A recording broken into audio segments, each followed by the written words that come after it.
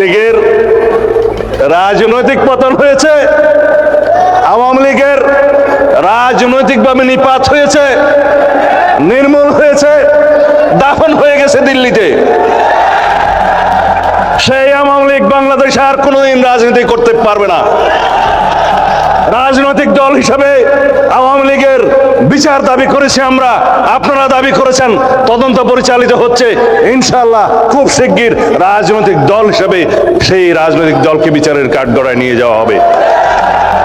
সংবিধানের 47 আর্টিকেল অনুসারে আইন সংশোধন করা হয়েছে, সন্ত্রাস বিরোধী আইনে আছে, আইসিটি অ্যাক্টে আছে, রাজনৈতিক দলের সংগঠনের বিচার করা যাবে। স্বরাষ্ট্রমন্ত্রী সালাউদ্দিন একেবারে পরিষ্কার করে দিয়েছেন ঘটনাটা, এটা আর ঢাকঢাক গুড়গুড়ের জায়গায় নেই। সরকার আওয়ামী লীগকে চিরতরে ব্যান করতে যাচ্ছে, নিষিদ্ধ করতে যাচ্ছে। আমরা দেখলাম চীনমৈত্রী সম্মেলন কেন্দ্রে বিএনপির যে জুলাই পন্থীরা আছেন তাদের একটা অনুষ্ঠানে, যেখানে প্রধানমন্ত্রী তারেক রহমান উপস্থিত ছিলেন।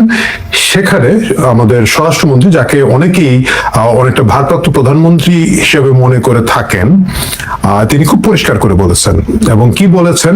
তাহলে এটা পরিষ্কার যে আওয়ামী লীগকে এখন আর রাজনীতি করতে দেওয়া হবে না। মানে এতদিন পর্যন্ত আওয়ামী লীগকে যেভাবে রাখা হয়েছে সেটা হচ্ছে কার্যক্রম নিষিদ্ধ দল, মানে দল বৈধ কিন্তু কার্যক্রম করতে পারবে না। মানে আমরা দেখেছি যখন 5 আগস্টের পরে ডক্টর ইউনূস সরকার বাংলাদেশের শত শত সাংবাদিকের ব্যাংক অ্যাকাউন্ট ফ্রিজ করেছিলেন। অ্যাকাউন্ট আপনার, টাকার মালিক আপনি, কিন্তু এটাকে অনেক উদ্ভট এবং অবাস্তব ভাবে বলা হয়েছিল এবং আপনার টাকা আপনি ব্যাংক থেকে তুলতে পারবেন না। দীর্ঘদিন ফ্রিজ ছিল, অনেকেরই খুলেছে, আমি জানি না সকলের খুলেছে কিনা না। আমার নিজের এত টাকা পয়সা নাই, সুতরাং আমার এইসব টেনশন নাই। বাট যে কথা যাচ্ছিলাম, আওয়ামী লীগ এতদিন ছিল কার্যক্রম নিষিদ্ধ কিন্তু দল বৈধ, একটা উদ্ভট অবস্থা। কিন্তু এখন যে জিনিসটাতে আমরা দেখতে পাচ্ছি যাচ্ছে, যেটা হচ্ছে আন্তর্জাতিক ট্রাইব্যুনালে এখানের মধ্যে আওয়ামী লীগকে দল হিসাবে বিচার করা হবে। এই অপশনটা ছিল, এই অপশনটা আইনটা সংশোধন করা হয়েছিল যাতে করে যুদ্ধাপরাধী সংগঠন হিসাবে জামাতেকে এবং অন্যান্য যুদ্ধাপরাধী যে রাজনৈতিক দল এবং সংগঠনগুলো ছিল তাদেরকে বিচার করা যায়। ইতিহাসের ট্র্যাজেডি হচ্ছে আওয়ামী লীগ এই আইনটা কখনো ব্যবহার করে নাই, যদিও সিভিল সোসাইটির পক্ষ থেকে, সাধারণ জনগণের পক্ষ থেকে একটা জোর দাবি ছিল, কিন্তু এজ ইউজুয়াল আওয়ামী লীগের সমন্বয়ের ভালোবাসার তিরিতির রাজনীতির কারণে জামাতে ইসলামকে তারা ব্যান করে নাই। বরং তারা একেবারে আগস্ট মাসে এসে জুলাইয়ের চূড়ান্ত মুহূর্তে জামাত ইসলামকে ব্যান করে একটা হাস্যকর পরিস্থিতি তৈরি করেছিল। সে কথায় না যাই আমরা মূল কথায় চলে আসি। মূল প্রশ্নটা হচ্ছে আওয়ামী লীগকে কি আদৌ ব্যান করা সম্ভব? তাহলে আওয়ামী লীগ এর আগেও কিন্তু ব্যান করা হয়েছে, আওয়ামী লীগ এর আগেও কিন্তু শাস্তির মধ্যে পড়েছে। যেমন ধরেন 1958 সালে আইয়ুব খানের মার্শাল্লার সময় রাজনৈতিক দলগুলো নিষিদ্ধ করা হয়, তার মধ্য দিয়ে আওয়ামী লীগ পড়ে যায়। বাট সেটা একটা বাল্ক কাহিনী ছিল। কিন্তু আওয়ামী লীগকে শুধু আওয়ামী লীগ হিসেবে এর আগে নিষিদ্ধ করা হচ্ছে মুক্তিযুদ্ধের সময় 1971 সালে ইয়াহিয়া খানের সামরিক শাসন তখন আওয়ামী লীগকে অফিসিয়ালি নিষিদ্ধ করে দিয়েছিল। ইয়াহিয়া খানের পরে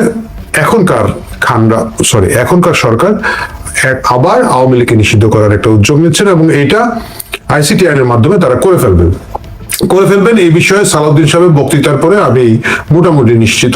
এর আগে কিছু কিছু আশাবাদী লোকজন মির্জা ফখরুল ইসলাম আলমগীরের একটা দুটো বক্তব্য থেকে ভেবেছিলেন যে হয়তো বিএনপি আওয়ামী লীগকে কোনো একটা স্পেস দিতে পারে, কিন্তু বেচারা মির্জা ফখরুল ইসলাম আলমগীরের নিজেরই স্পেস কতটুকু বর্তমানের সরকারের মধ্যে আছে সেটা নিয়ে আলাপ আছে, ভিন্ন প্রসঙ্গ, আমরা না বলি। মির্জা ফখরুল ইসলাম আলমগীরকে ব্যক্তিগতভাবে আমি খুব পছন্দ করি, সজ্জন রাজনীতিবিদ, বাট বর্তমান রাজনীতিতে তিনি কতটুকু ছিলেন বা না ছিলেন, জুলাইয়ের আন্দোলনের এই মঞ্চেও তাকে দেখলাম না, জানি না, হয়তো সুস্থ আছেন, বাইরে আছেন। বাট বিএনপি আসলে চালাচ্ছেন সালাউদ্দিন আহমেদ, এবং সালাউদ্দিন সাহেব যখন খুব বোল্ডলি বলেছেন যে আওয়ামী লীগ নিষিদ্ধ হবে, সেটা নিষিদ্ধ হবে। এটা কি বাস্তবসম্মত হচ্ছে কিনা না, সেটা হচ্ছে আজকের আলোচনা। কারণ আমরা এর আগে বিশ্বের বিভিন্ন দেশে দেখেছি অনেক জনপ্রিয় রাজনৈতিক দলগুলোকে এইভাবে নিষিদ্ধ করা হয়েছে। খুব বড় উদাহরণ যদি আমরা বলি, আমরা আর্জেন্টিনার দিকে তাকাতে পারি। 1955 সালে সেখানে ফেরেনি বলে একটা পার্টি ছিল, ওয়ান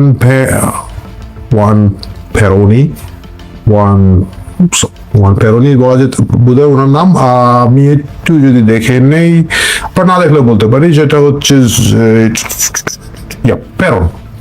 ওয়ান প্যারনকে ক্ষমতাচ্যুত করা হয়েছিল 1955 সালে। আর্জেন্টিনাতে সামরিক শাসন জারি করা হয়েছিল এবং তার দলকে নিষিদ্ধ করা হয়েছিল। কিন্তু সেই দল বিভিন্ন ছদ্মাবরণে সেখানে ছিল, শ্রমিক সংগঠন হিসেবে ছিল, যুব সংগঠন হিসেবে ছিল, যেটাকে আমরা এখানে ছাত্ররা সংগঠন বলতে পারি। এই ধরনের প্রেক্ষাপটের মাধ্যমে দলটা টিকে ছিল এবং পরবর্তীতে তারা আবার নির্বাচনের মাধ্যমে ক্ষমতায় এসেছে। 17 বছর লেগেছে। আপনি যদি বিএনপির কথাই ধরেন, বাংলাদেশে বলেন, তারা তো নিষিদ্ধ ছিল না, বাট 17 বছর তারা কি করতে পেরেছে? ঘটনা চক্রে জুলাইয়ের আন্দোলনের ফলভোগী তারা। কিন্তু যদি জুলাইয়ের যে কোটা আন্দোলনের মাধ্যমে ভিন্নভাবে যদি আন্দোলন না হতো, বিএনপির নেতৃত্বে যদি আন্দোলন হতো, বিশ্বাস করেন আমি জানি, আপনি জানেন এবং বিএনপি নেতারাও জানেন, মানে আজকে জুলাইয়ের ওই অনুষ্ঠানের মধ্যে তারাও বলেছেন আমরা লুকিয়েছিলাম, আমরা লোক পাঠিয়েছি, পরিচিত মুখ যায় নাই। ছাত্রদল নেতারা পর্যন্ত বলেছেন যে ছাত্রদলের নেতারা যারা সম্মুখ সারি, যাদের মুখ খুব পরিচিত, তারা চেষ্টা করেছেন যাতে ক্যামেরার সামনে না পড়েন। মানে তারা নিজেরাই জানতেন যে জনগণের মধ্যে তাদের বিশ্বাসযোগ্যতা, বিশ্বস্ততার জায়গাটা খুব একটা ছিল না। কিন্তু বিএনপি এক ধরনের ব্যান থাকার পরেও কিন্তু এখানে এসেছে। সালাউদ্দিন সাহেব বলেছেন আওয়ামী লীগের দাফন হয়ে গিয়েছে দিল্লিতে। একই অবস্থা কিন্তু বিএনপির দাফন হয়ে গিয়েছিল লন্ডনে, বা যদি বলেন শিলংয়ের কথা না বলি, কিন্তু লন্ডনে দীর্ঘদিন তারেক রহমান ছিলেন। কোনো একটা বড় পলিটিক্যাল ইম্প্যাক্ট তিনি বাংলাদেশে তার নেতা কর্মীর বাইরে তৈরি করতে পারেন নাই। এই বাস্তবতাটা আমি জানি বিএনপির বন্ধুরা এখন ফেসবুকে কমেন্টের বক্সে আমাকে গালি দেবেন, বাট ভাই সকলে মিলেই আমরা যদি খুব নিরপেক্ষভাবে বিচার করি তাহলে এটা বাস্তব। আসলে আওয়ামী লীগের কথা বলি। আওয়ামী লীগ নিষিদ্ধ করবেন, কিন্তু আওয়ামী লীগের সমর্থকদের কি হবে? আমাদের কাছে একটা জিনিস মনে রাখতে হবে, একটা দ্বন্দ্ব, একটা কনফ্লিক্টের মাধ্যমে রাজনীতি এগিয়ে যায়। একটা পক্ষ থাকে, একটা বিপক্ষ থাকে। বাংলাদেশে এখন পক্ষ হচ্ছে বিএনপি এবং জামাত ইসলাম। আপনি যেভাবেই দেখেন বিএনপি এবং জামাত ইসলাম একই রাজনীতি সাবস্ক্রাইব করে। ঠিক যে কারণে ধরেন জাতীয় পার্টি টিকতে পারলো না, কারণ জাতীয় পার্টি বিএনপি একই জিনিস, দুটোই একই প্রক্রিয়ার মধ্য দিয়ে জন্ম হয়েছে এবং যেটা বড় সেটা ছোটটাকে দুর্বল করবে, মেরে ফেলবে। সুতরাং সেখানে জাতীয় পার্টি টিকতে পারেনি। কিন্তু বিএনপি এবং জামাত দুটো মিলে একটা শক্তি হিসেবে আছে এবং তাদের ভোট কনভার্টেবল। সুতরাং যদি জামাতকে তখন নিষিদ্ধ করে দেওয়া হতো, জামাতের 6% ভোট ছিল, 6 to 7% ভোট সেটা বিএনপিতে চলে আসতো, কারণ এইটা একটা সেগমেন্টের ভোট। একইভাবে আওয়ামী লীগের যে ভোটটা আছে, যেটা হচ্ছে ধরেন মুক্তিযুদ্ধের ভোট, তাদের যে থিওরিটিক্যাল জায়গাগুলো আছে, যে তাত্ত্বিক জায়গাগুলো আছে, সেটার একটা হচ্ছে যে তারা মুক্তিযুদ্ধের পক্ষে শক্তি, দ্বিতীয়টি হচ্ছে ধরেন তারা ধর্মনিরপেক্ষতা আছে, বাঙালিয়ানার মধ্যে আছে, নারী স্বাধীনতা আছে, নারী বিশ্বাসের মধ্যে আছে। এবং এই জায়গাগুলো যদি না একটা বিকল্প রাজনীতি তৈরি হয়, এরা যাবে কোথায়? মনে রাখতে হবে আওয়ামী লীগের সমর্থন একেবারে কম করে ধরলে 25%, বেশি ধরলে 40%, 40%। 25 থেকে 40 ভাগের মধ্যে এদের সমর্থন আছে। এটা বংশ পরম্পরা এদের একটা লিগেসি আছে। মানে একটা কথাই আছে যে আওয়ামী লীগ হওয়া যায় না, আওয়ামী লীগ হয়ে জন্মাতে হয়। মানে আওয়ামী লীগের বিরোধী পক্ষ এদেরকে বলেন একটা কাল্ট, কেউ কেউ বলেন ধর্ম। আমি যদি সৈয়দ আশরাফের সেই কথাটা স্মরণ করি, সৈয়দ আশরাফ বলেছিলেন আওয়ামী লীগ একটা অনুভূতির নাম।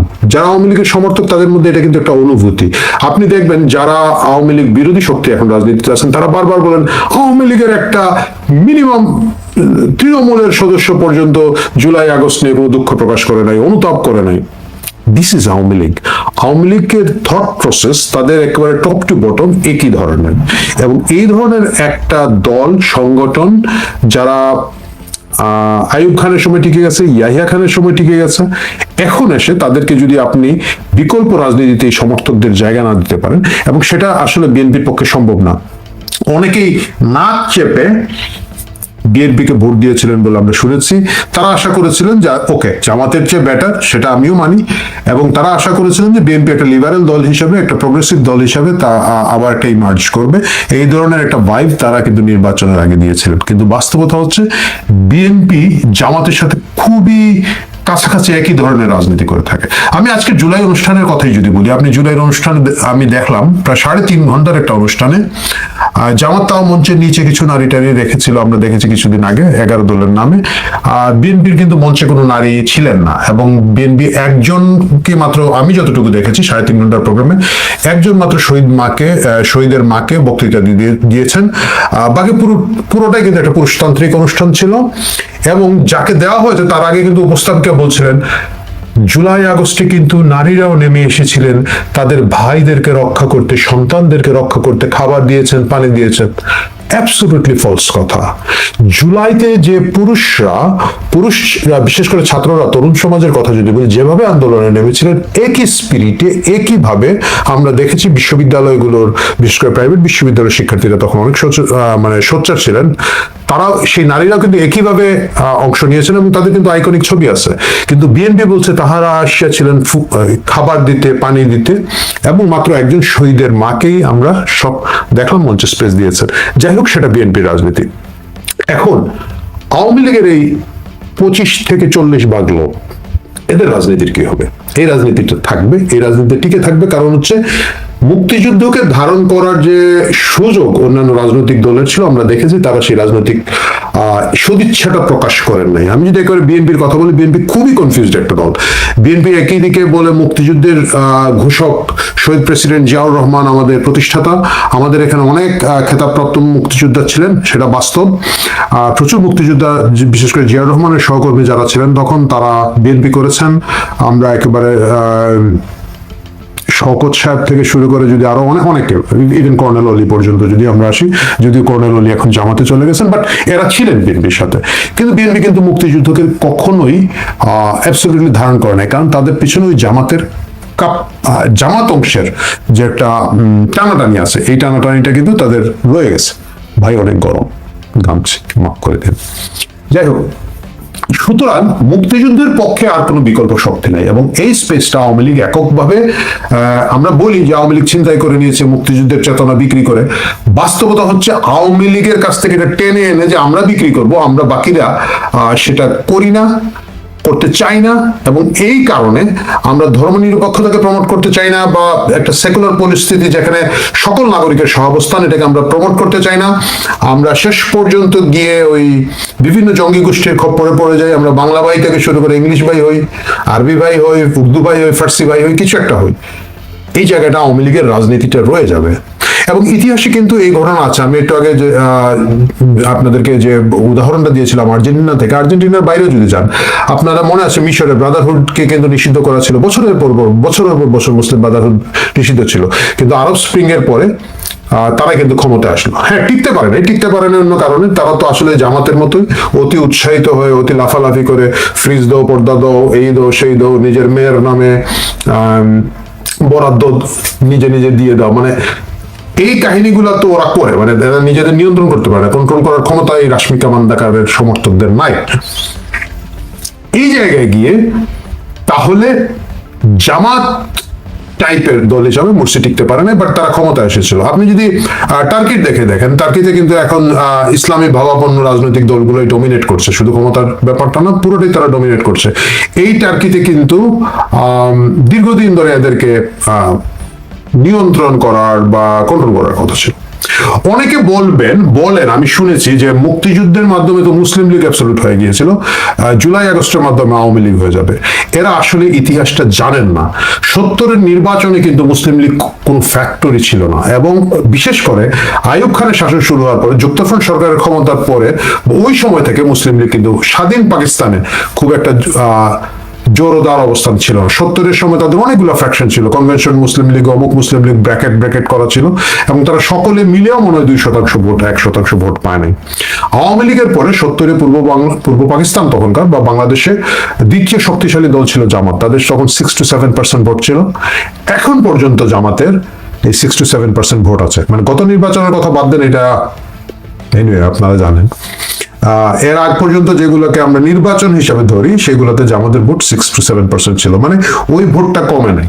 একইভাবে আওয়ামী লীগের 25 to 40%, মানে 25 কখনোই ওরা পায় নাই, 30 to 40% যদি ধরি, আমি ধরলাম দীর্ঘদিন ক্ষমতা থাকার কারণে তাদের জনপ্রিয়তা হারিয়ে গেছে, ইত্যাদি যদি হয়, 25 থেকে 40 ভাগ লোক আছে, এবং এরা কোথাও যাবে না। এদের একটা বিরাট অংশ বংশ পরম্পরায় আওয়ামী লীগ করে, বিরাট অংশ আওয়ামী লীগের যে পলিটিক্যাল ফিলোসফি সেটাকে সাবস্ক্রাইব করে, সে মুক্তিযুদ্ধকে সাবস্ক্রাইব করে, সে ধর্মনিরপেক্ষতাকে সাবস্ক্রাইব করে, বাঙালি সংস্কৃতিকে সাবস্ক্রাইব করে, যেখানে আওয়ামী লীগের বাইরে একটা বিকল্প রাজনৈতিক দল এখন পর্যন্ত তৈরি হয় নাই, তৈরি হওয়ার আশু কোনো সম্ভাবনা নাই।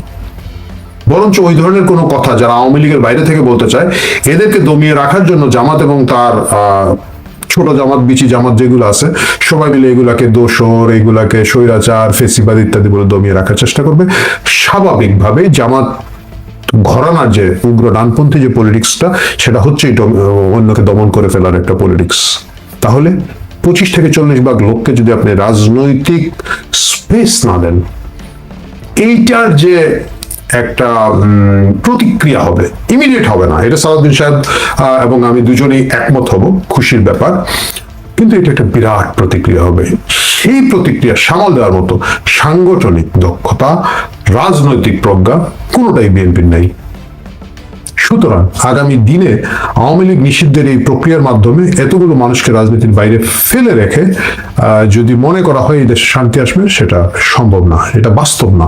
এবং সেই কারণেই আমার কাছে মনে হয় বিএনপি তার নিজের স্বার্থে ভেবে দেখা উচিত। তারা যে সিদ্ধান্ত নিচ্ছেন, সালাউদ্দিন সাহেবের জোশে যে সিদ্ধান্ত নিচ্ছেন, সেই সিদ্ধান্ত শেষ পর্যন্ত তাদেরকে পস্তাতে হয় কিনা। গতকালকে বাংলাদেশের যে স্বরাষ্ট্রমন্ত্রী অর্থাৎ বিএনপির নেতা সালাউদ্দিন আহমেদ, তিনি প্রধানমন্ত্রীর উপস্থিতিতে বক্তব্য দেওয়ার সময় তিনি বেশ জোরে এবং একেবারেই কঠিন করে বললেন, বাংলাদেশে আওয়ামী লীগ আর কখনো রাজনীতিতে ফিরতে পারবে না, রাজনীতি করতে পারবে না, আওয়ামী লীগ নিশ্চিহ্ন হয়ে গেছে, আওয়ামী লীগ বলতে আর কিছু নাই। এই কথা তিনি আগেও বলেছেন।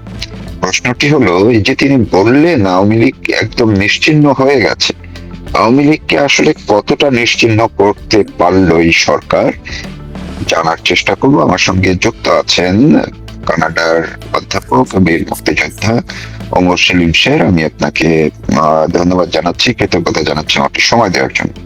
ধন্যবাদ তৌফিক আমাকে যুক্ত করার জন্য।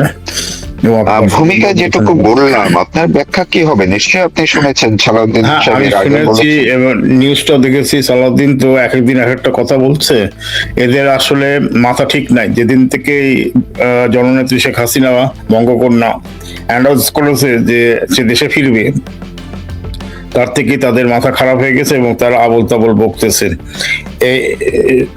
তারেক জিয়া দুদিন আগে বা একদিন আগে বা ওই অনুষ্ঠানে না আরেকটা অনুষ্ঠানে বলেছে ঐক্যবদ্ধভাবে সবার সাথে রাজনীতি করতে চায় সে। ঐক্য নিয়ে, তার ঐক্য কাদের সাথে করবে? সে তারা আর মামুরা, মানে তারা আর জামাতরা নাকি? সে কি মিন করেছে? সে মিন করেছে নিশ্চয়ই আওয়ামী লীগের কথা মিন করেছে। তো প্রধানমন্ত্রী ওখানে বসে অবস্থাতেই সে বলতেছে, তাতে প্রধানমন্ত্রী প্রোটেস্ট করে নাই। তার মানে সে নিশ্চয়ই আওয়ামী লীগকে বাদ দিয়ে ঐক্যর কথা বলতে চাচ্ছে। যদি ঐক্য করতে হয়, সবাইকে নিয়ে সে রাজনীতি করতে চাচ্ছে, এই কথাটা সে বলেছে। এটা সবাই প্রত্যেকটা নিউজ পেপার রিপোর্টও হয়েছে। তো এখন এবং তার প্রয়াত মায়েরও রেফারেন্স দিয়েছে যে মা থাকলেও বলতেন সবাইকে নিয়েই সবাইকে নিয়ে রাজনীতি করবে, সে আওয়ামী লীগকে বাদ দিতে চায় না, এইটাই মিনিংটা হচ্ছে। কিন্তু সালাউদ্দিন যখন এই কথাটা বললো স্বরাষ্ট্রমন্ত্রী হিসাবে, যে আওয়ামী লীগের মরণ হয়ে গেছে, দিল্লিতে কবর হয়ে গেছে, হ্যাঁ দাফন হয়ে গেছে, এই ধরনের একটা শব্দ সে ব্যবহার করেছে। তো এটা তো স্পষ্ট একটা ধৃষ্টতা, মানে তার পার্টির নেতাকে অপমাননা করা এবং তাকে অপমান করা, তার কথাটার বরখেলাপ করলো আর কি। সবাই বলতে তো সবাইকে মিন করেছে, সে তো ব্যাখ্যা দেয়নি যে আমি শুধু জামাত, এনসিপি বা জাতীয় পার্টি বা লেফটিস্ট পার্টি দেখে নিয়ে করবো, আওয়ামী লীগ বাদ, এইটা তো বলে নাই তারেক জিয়া। তো অবভিয়াসলি এখান থেকে যে ইন্টারপ্রিটেশনটা করা যায় সালাউদ্দিনের বক্তব্য থেকে, একদম স্পষ্ট বক্তব্য বোঝা যাচ্ছে যে তারা চাচ্ছে আওয়ামী লীগকে একেবারে শেষ করে দিতে। কিন্তু আওয়ামী লীগ তো শেষ হওয়ার পার্টি না, যেটা সালাউদ্দিনের জন্মের আগে, সালাউদ্দিনের জন্ম তো 60 সালের দিকে হবে, কিন্তু তার অনেক আগে এই পার্টি জন্মগ্রহণ করেছে, 49-এ সেই পার্টি জন্মগ্রহণ করেছে।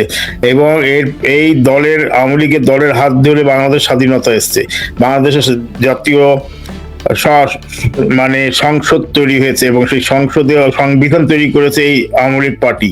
তো এই আওয়ামী লীগকে বাদ দিবে, তার মরণ হয়ে গেছে, এত বড় স্পর্ধা সে কোথা থেকে পাচ্ছেন? সে মনে করতেছে যে আওয়ামী লীগের, তারা তো আওয়ামী লীগের কিছুই করতে পারেনি, মিথ্যা কেস দিয়ে বিভিন্ন আওয়ামী লীগের তৃণমূল কর্মীদেরকে তারা চেষ্টা করতেছে জেলের মধ্যে ঢুকিয়ে রাখতে বা তাদেরকে মেরে ফেলতে। কদিন আগে তুরাগ নদীতে যে এইটা আছে, বিবিসি রিপোর্টও করেছে যে তুরাগ নদীতে যে লাশগুলা পাওয়া গেল, সবাই তো ছাত্রলীগের লাশ। তো এরা এই যে নিধন যজ্ঞ শুরু করেছে স্বরাষ্ট্রমন্ত্রীর যে কাজ, আইন শৃঙ্খলা বজায় রাখা, রুল অফ ল এস্টাবলিশ করা।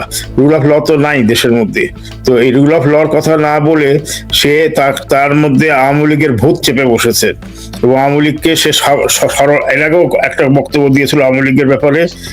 আজকে আবার সে কালকে আবার সে একই উল্টা একটা বক্তব্য দিয়ে এটা সে তার শয়নে স্বপনে সবসময় তারা আওয়ামী লীগকে দেখছে। আওয়ামী লীগের ভয়ে এত ভীত হয়ে আছে যে তারা আওয়ামী লীগ ছাড়া বাঁচতে পারে না, প্রতি কথা তারা আওয়ামী লীগের কথা বলতেছে। তার মানে হচ্ছে আওয়ামী লীগকে তারাই বাঁচিয়ে রেখেছে, তারা আওয়ামী লীগ তার মরে নাই, তাদের কথা দিয়েই বোঝা যাচ্ছে যে আওয়ামী লীগ এখনো বেঁচে আছে। আজকে এক জামাত এমপির একটা আস্ফালন দেখলাম যে শেখ হাসিনা মৃত্যুদণ্ড এই বছরই কার্যকর করতে হবে, না হলে দেশ আগুন জ্বলবে। আচ্ছা, দেখা যাক কে কোথায় আগুন জ্বলে এবং কিভাবে আগুন জ্বলে, কিভাবে কার্যকর করে। এত তো সোজা না। তাহলে তারেক জিয়াও তো মৃত্যুর দণ্ডের প্রাপ্ত আসামি ছিল, ওদের আগে স্বরাষ্ট্রমন্ত্রী লুৎফুজ্জামান বাবর তো মৃত্যুদণ্ডের আসামি ছিল, জেল থেকে বের হয়ে এসছে। এত সহজ আইন ভাবে চলে না, যে আইন যদিও তারা ডিস্টর্টেড করেছে, আইনটাকে বিকৃতি করেছে বাটপার ইউনুস এবং মাফিয়া ডন ইউনুস এর তার আমলে, এবং আর এক বাটপার আসিফ নজরুল, এরা মিলিয়ে এটাকে সম্পূর্ণভাবে আইনটাকে তাদের নিজস্ব গতিতে নিয়েছে, পার্সোনাল আইন করে ফেলেছে। একটা দেশের আইন যে সবার জন্য জনকল্যাণ আইন হবে সেটা না করে তারা দেশের নিজের স্বার্থকে রক্ষার জন্য করেছে। আওয়ামী লীগ কে যে সালাউদ্দিন সাহেব যে বক্তব্যটা দিয়েছে এবং সংসদে একই ধরনের কথা বলেছে, সে আওয়ামী লীগ দেখে না, আওয়ামী লীগ আছে কিনা সে জানে না, কিন্তু তার মানে যে আওয়ামী লীগকে আরো মানে করলো, মানে অ্যাবসলিউটলি নেসেসিটি করে দিল, আওয়ামী লীগ ছাড়া তারা চলতে পারবে না। এইটাই তাদের বক্তব্যের মধ্যে ফুটিয়ে উঠতেছে। এবং আমি বলবো, সে যে বলেছে মরণ তো তাদেরই আসতেছে, এটা জাস্ট কয়েকটা মাস দেখার বিষয় আছে, এর মধ্যে মরণ তাদেরই চলে আসবে, কারণ মরণ আসতে তাদের বেশি দূর বাকি নাই, খুব জলদি তাদের মরণ আসবে, এটার মধ্যে কোনো ভুল নাই। এবং যতই তারা আস্ফালন করুক যে আওয়ামী লীগকে তারা দাফন করে দিয়েছে, আওয়ামী লীগকে কবর রচিত হয়ে গেছে, তা আওয়ামী লীগ যে কবর রচিত, আওয়ামী লীগের ভোটের জন্য তো তারা মানে লালায়িত ছিল 12ই ফেব্রুয়ারি, এই ইলেকশনে তো জামাত জিতেছে, আওয়ামী লীগ তো জিতে নাই, জোর করে তো বিএনপি তে জিতে নাই। তো আওয়ামী লীগের ভোটগুলো গেল কোথায়? আওয়ামী লীগের ভোটগুলো তো তারাই পেয়েছে। তো আওয়ামী লীগের তো ভোটার আছে 2 কোটি ভোট না পড়েছে, যদি আমি ধরে নিই তাদেরই কত ছিল না ভোট পড়েছে, 2 কোটি ভোটার প্লাস 6 কোটি ভোট দেয়নি, 8 কোটি ভোটার ভোট দেয়নি। তো এই 8 কোটি ভোটার তো আছে, এই 8 কোটি ভোটারের ভোট দিয়ে করুক, এখন আবার ইলেকশন করুক, তো তাদের যদি সাহস থাকে, আওয়ামী লীগ দাফন হয়েছে কিনা তখন বোঝা যাবে। তো তাদের তো এই স্পষ্টতা নাই। জি, আমি যদি আপনার কাছ থেকে একটু জানতে চাই যে বা বিশ্লেষণ শুনতে চাই, এই সালাউদ্দিন সাহেব একদিকে বলছেন যে আওয়ামী লীগ নিশ্চিহ্ন হয়ে গেছে, আওয়ামী লীগের কবর হয়ে গেছে, দিল্লিতে দাফন হয়ে গেছে, তাইলে এই মাত্র কয়েকদিন আগে আওয়ামী লীগের প্রতিষ্ঠা বার্ষিকীতে কাদের বিরুদ্ধে এরকম সেনাবাহিনী নামালো, কাদের জন্য, কিংবা এই এত যুদ্ধ অবস্থা তৈরি করলো, বা কাদেরকেই এত ধরপাকড় করছে, যা কারাগারে ভরছে তো সবই আওয়ামী লীগ। তাহলে উনি এটা কি বললেন? একদিকে বললেন কবর হয়ে গেছে, আবার কাদের জন্য এই যুদ্ধ অবস্থা তৈরি করে? ধন্যবাদ। এইটা আমি মনে করতেছিলাম যে আরেকটা ঘটনা কদিন আগে যেটা করেছে, সে সেনাবাহিনী নামিয়ে আওয়ামী লীগের কর্মীকে ধরো, আওয়ামী লীগদেরকে সন্ত্রাসী আখ্যায়িত করলো, করে কার বিরুদ্ধে করলো? তার মানে কি আওয়ামী লীগের দৃষ্টি প্রাসঙ্গিক, আওয়ামী লীগ প্রাসঙ্গিক বলেই সে এটা করেছে, নাহলে এটা করতো না। এখন সে আবার বলতেছে আওয়ামী লীগের মরণ হয়ে গেছে, আওয়ামী লীগের কবর হয়ে গেছে, একই মুখে 2 রকম কথা। তার মানে যেটা আমি প্রথমেই বলেছি যে তারা দিশেহারা হয়ে গেছে এবং পাগল হয়ে গেছে, তারা কি করবে নিজেরাই জানে না। আওয়ামী লীগের ভয়ে সমস্ত, এই বোধহয় আওয়ামী লীগ আসলো তাদেরকে খেলো, এই ভয়ে তারা অস্থির হয়ে আছে। এদিকে তাদেরকে এখন যদি আওয়ামী লীগ চলে আসে, দেখা যাবে তখন জামাত আর বিএনপি একই। তার আমি তো সবসময় বলি একই বৃন্তে 3টা ফুল, মানে বিএনপি, জামাত আর এনসিপি, 3টা একই মানে same roots of the garlic. একই কথা। এটা বাংলা ভাষা বলতে গেলে খুবই খারাপ লাগে, কিন্তু এটাই আমি বললাম, সেম রুট। তো এই যে এরা একই বৃন্তে তিনটা ফুল, তো এরা তো একসাথে হয়ে যাবে, তখন আওয়ামী লীগ হবে তাদের কমন শত্রু। কারণ আওয়ামী লীগ হচ্ছে সত্যিকারের গণতান্ত্রিক দল এবং সত্যিকারের বাংলাদেশি পক্ষের দল। এরা কেউ বাংলাদেশের পক্ষের দল না। বিএনপি হচ্ছে প্রো পাকিস্তানি দল এবং রাজাকারদের পৃষ্ঠপোষকতার দল। কারণ তারেক জিয়ার বাবা জিয়াউর রহমান গোলাম আজমকে রাজনীতিতে ফিরিয়ে নিয়ে এসেছিল। জিয়াউর রহমানের দ্বারাই জামাত ইসলাম এবং তার মা খালেদা জিয়ার দ্বারা তারা মিনিস্টার হয়েছে, তাদের গাড়িতে ফ্ল্যাগ উঠেছে। সুতরাং এই জামাতকে পুনর্বাসন করেছে সম্পূর্ণভাবে বিএনপি। বিএনপির নেতা সালাউদ্দিন আবুল তাবুল বকবে, সে আর একটা কথা বলেছে, সেও নির্বাচিত হয়েছিল, তারেক জিয়াও নির্বাচিত হয়েছিল।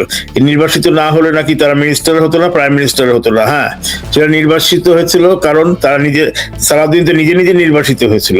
তারেক জিয়া নির্বাচিত হয়েছিল মুচলেখা দিয়ে চলে গেছে, রাজনীতি করবে না, সে আবার ফিরে এসছে, মুচলেখা দিয়ে ফিরে এসছে, যার জন্য সে তার মার রেফারেন্স দিয়ে বলেছে সবাই রাজনীতি করবে।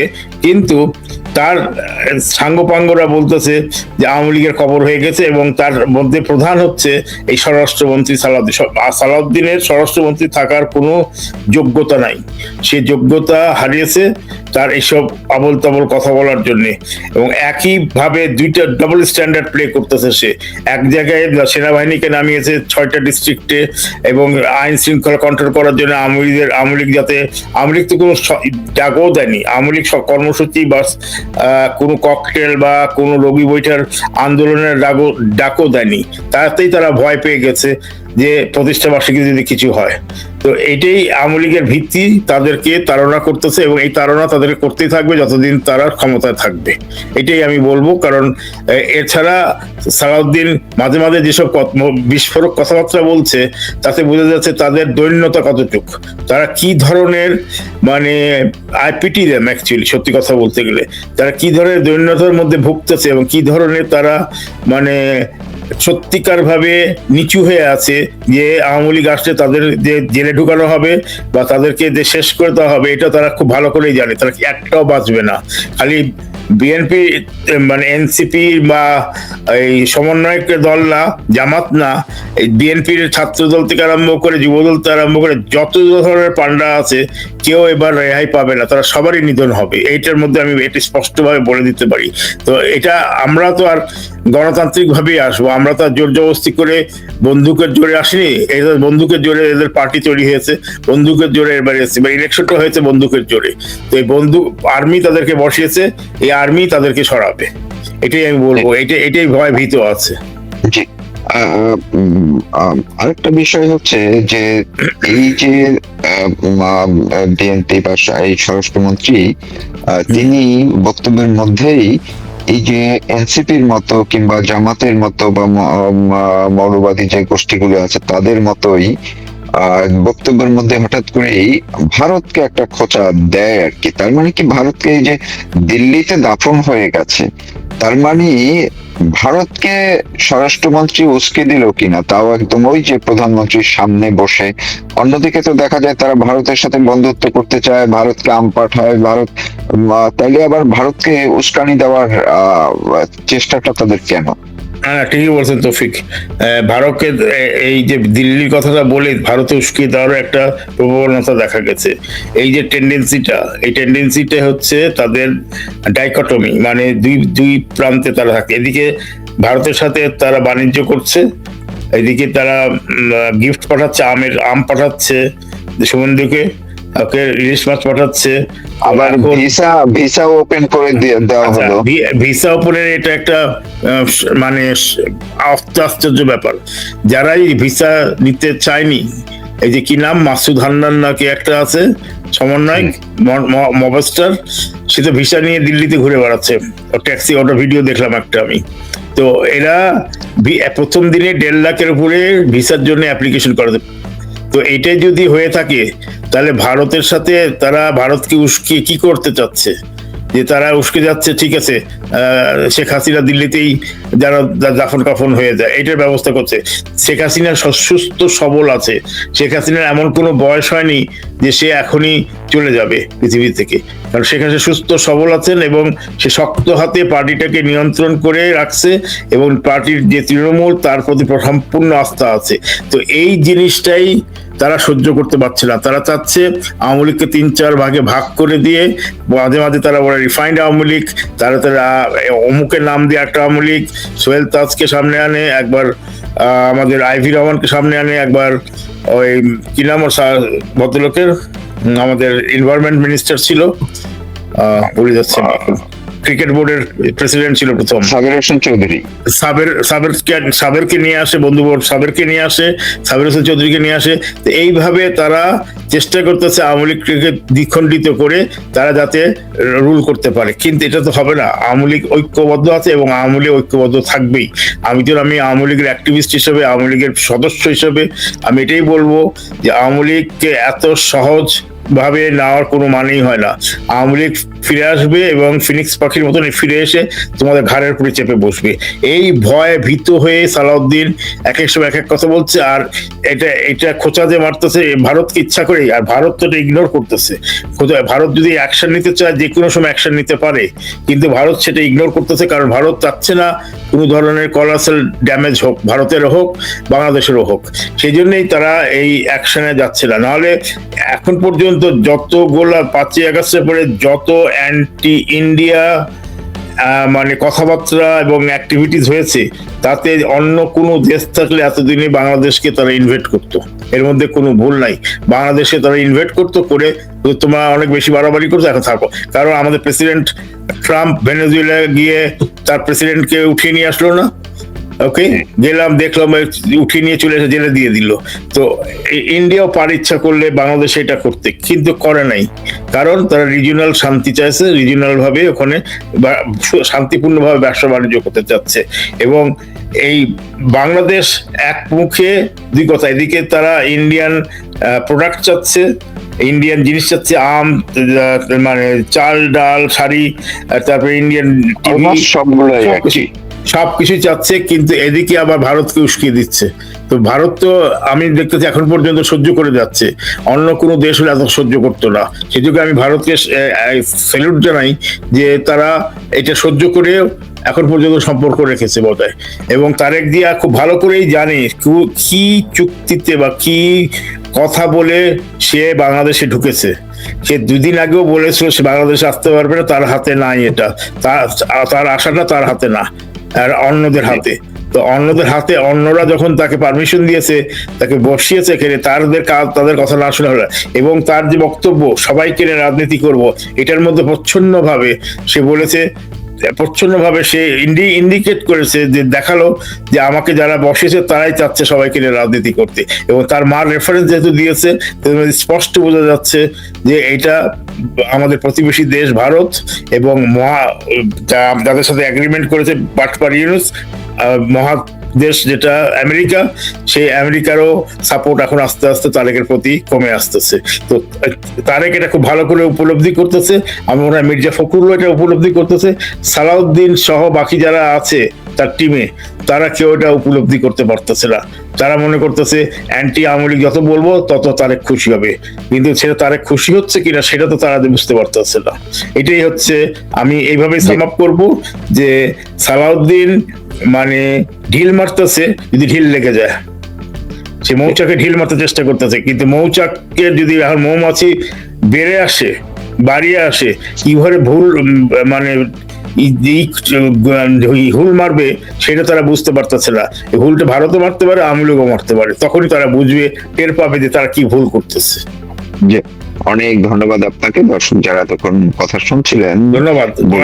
বঙ্গবন্ধু কথা বলছিলেন প্রফেসর ওমর সলিম সাহেব, বীর মুক্তিযোদ্ধা, কানাডা থেকে। তিনি বিশ্লেষণ করলেন যে সালাউদ্দিন আহমেদ স্বরাষ্ট্রমন্ত্রী, তিনি এই যে বললেন গতকালকে যে আওয়ামী লীগ নিশ্চিহ্ন হয়ে গেছে, আওয়ামী লীগের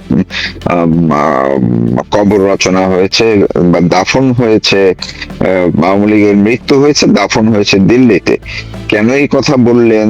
আবার পাশাপাশি মাত্র কয়েকদিন আগে আওয়ামী লীগের প্রতিষ্ঠা বার্ষিকীতে একদম যুদ্ধের মতো অবস্থা তৈরি করলো আইন শৃঙ্খলা রক্ষাকারী বাহিনী নিয়োগ করে।